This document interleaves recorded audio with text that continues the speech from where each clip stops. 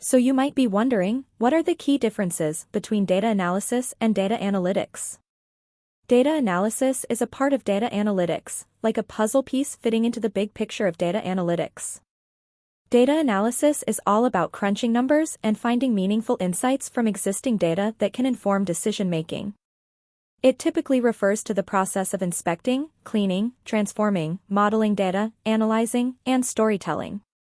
Data analytics, on the other hand, encompasses a broader concept that includes not only data analysis but also the entire process of examining large datasets to uncover insights, trends, patterns, and correlations. It involves collecting, processing, analyzing, and interpreting data.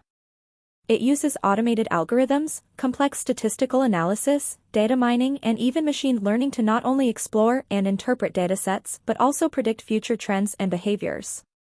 It's about using these insights to direct strategic efforts and achieve business goals.